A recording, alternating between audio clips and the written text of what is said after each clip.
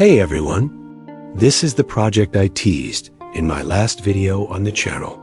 Today, let's dive in together and see exactly how it's made step by step, so don't go anywhere. First, I draw a half circle on both sides of the wooden piece, just like you can see here, making sure the shape is clean and even. Then, I place one piece over another. Now we move on to the cutting stage. This is where the jeweler's saw plays a crucial role, especially in a tiny project like this, where precision makes all the difference.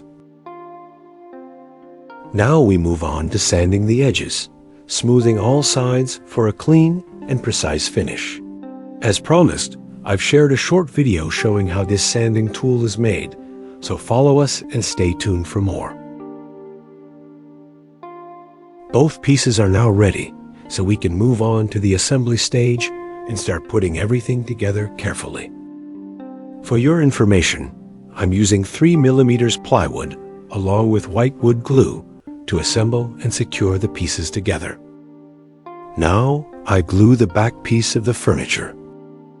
I also add the divider between the two drawers.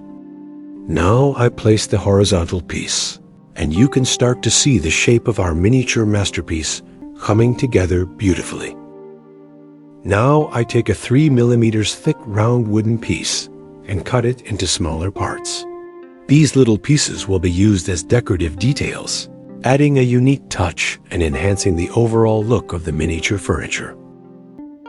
Now I carefully glue the small circular pieces in place like this. This step requires a lot of precision and patience, as each piece needs to be perfectly aligned. It might take some time, but honestly, it's a very satisfying and enjoyable part of the process. A satisfying result, right?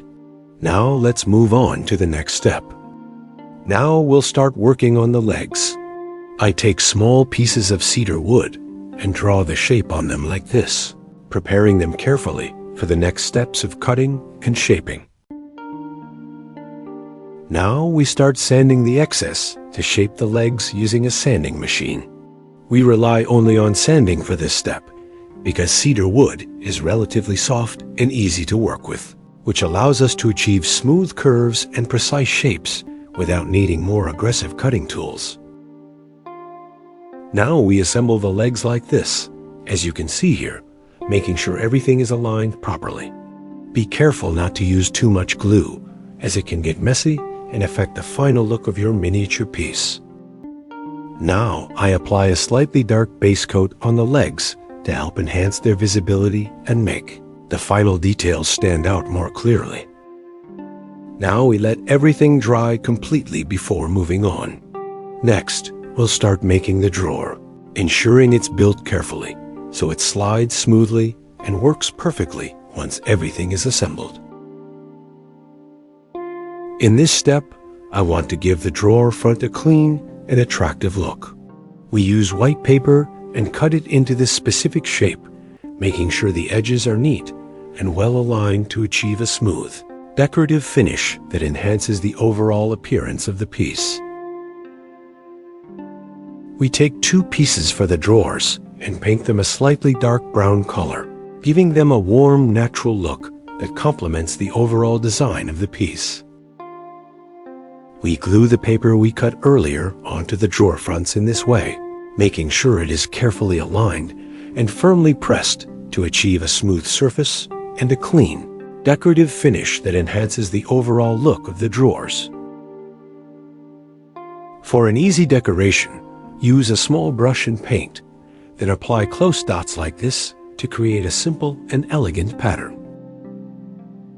We use the same color to paint the furniture, so it matches the decoration we created on the drawers, giving the whole piece a consistent and harmonious look.